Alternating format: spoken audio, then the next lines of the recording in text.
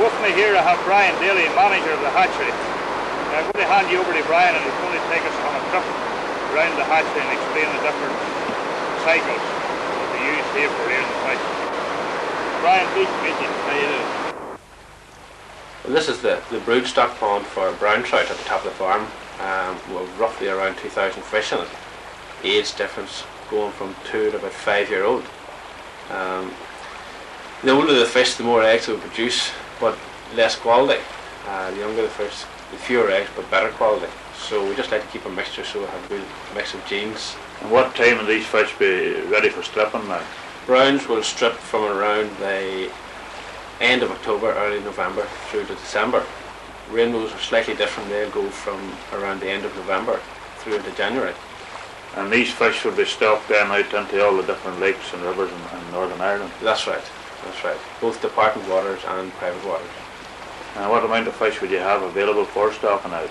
Well, 2 department waters we're talking around 70,000 table fish for browns and around 60,000 for rainbows.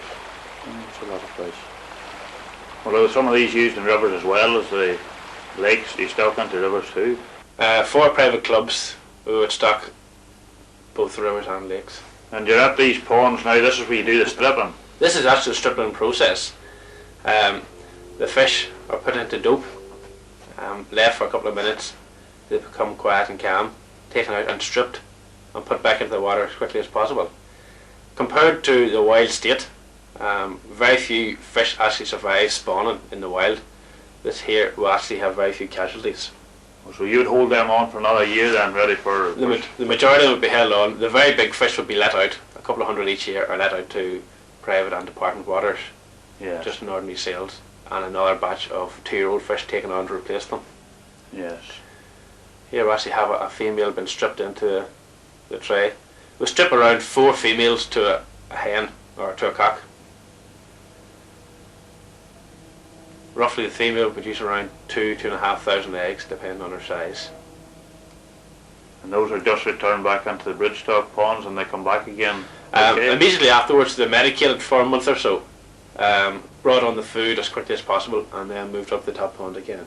Yes. So in actual fact it takes very little out of them. And I suppose the dope keeps the stress off them a wee bit too at that stage. That's again. right. You see they've been dipped in the water before stripping. This Yeah. washes off any excess dope on the skin so it doesn't mix with the eggs. I see. Here we have a female that isn't ready to go. Oh yes. When it's ready to go, the eggs will literally fall out of her and it's just a matter of stripping them out from there. So you'd hold that boy This a bit one will be longer? held on for another couple of weeks and try it again. Well, do you just strip the cockfish then into these basins too? That's right, and mix the milk in with the eggs.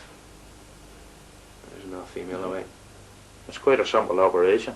It's very simple and the fellas have worked with the fish a long time so it's second nature to them. Yes. They really come out well. They do. They're nice looking eggs too. Well obviously you'd have some casualties among them. At a later stage as you can see the different cycles. That's right. You're getting casualties right from day one. Some of them don't fertilise and die off eventually. And some of the broodstock will die off after stripping because of the stress it puts on them. But by and large, the numbers aren't that massive compared to the wild stages. The eggs now just been rinsed through. See how quiet the fish are now under the dope? Yes, So obviously they're at peace with themselves. That's right. Here's a cock been stripped into the eggs now. Oh yes. You just mix that through with your hand? Just mix that through with hand. And that's the fertilising. Leave it to sit for about 15 minutes. You nearly think that fish was smiling there. You let it sit 15 minutes before you take it down and put them into the hatchery? Yeah, just to make sure fertilisation is taking place. Well, you don't do any salmon here at all, it's all No, trout? salmon is all over in Bushmills. We do rainbow and brown trout here only. Well, that's just similar to the procedure they'd go through in the river once they dig the red.